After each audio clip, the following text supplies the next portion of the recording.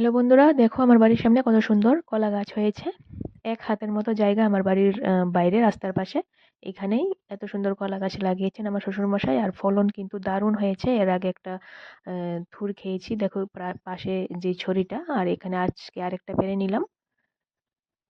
তো রাতের বেলা শাশুড়ি মা আর আমি মিলে থুরটা বেছে রেখে দিয়েছি, কারণ সকালবেলা কিন্তু থুর বাছার সময় থাকে না। থুরটা বেছে ফ্রিজে রেখে দিয়েছি, সকালবেলা ফ্রিজ থেকে বার করে নিলাম। আর এই যে কলার থুরের যে ভেতরের অংশটা দিয়ে কিন্তু পকোড়া বানিয়ে আমি তোমাদেরকে দেখিয়েছি। আজকে বাকি অংশটা দিয়ে কলার মোচার ঘন্ট বানিয়ে দেখাবো। তো এখানে থুরগুলি ভাপিয়ে নিয়ে কুচি করে কেটে রেখে দিয়েছি, আর থুরের ঘন্টের জন্য এরকম টুকরো করে আলু কেটে নুন হলুদ দিয়ে লাল লাল করে ভেজে তুলে নিয়েছি। তারপর কড়াইতে দিয়ে দিলাম পরিমাণ মতো সর্ষের তেল। তার মধ্যে একে একে শুকনো লঙ্কা, তেজপাতা, জিরে ফোড়ন দিয়ে একটু হয়ে এলে কুচি করে রাখা পেঁয়াজ দিয়ে দিলাম। পেঁয়াজটা বাদামি হয়ে এলে তার মধ্যে পেঁয়াজ, আদা, কাঁচা লঙ্কা, এই বাটাগুলি দিয়ে দিলাম। তারপর এটা কিছুক্ষণ হয়ে এলে তার মধ্যে দিয়ে দিলাম গোবিন্দভোগ চাল।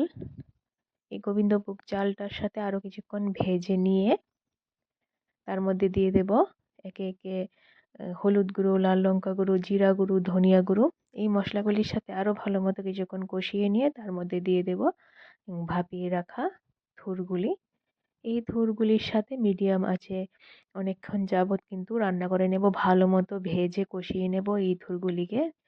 থুর কষানোটা যতটা সুন্দর হবে তরকারির স্বাদটা ততটাই বেড়ে যাবে।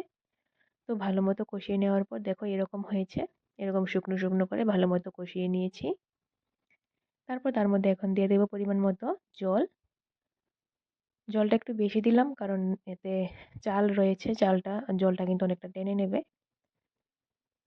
তো তরকারিতে বলক এসে গেলে তার মধ্যে ভেজে রাখা আলুগুলি দিয়ে দিলাম, এবং আলুর সাথে একটু নেড়ে চেড়ে এখন দিয়ে দেব পরিমাণ মতো নুন।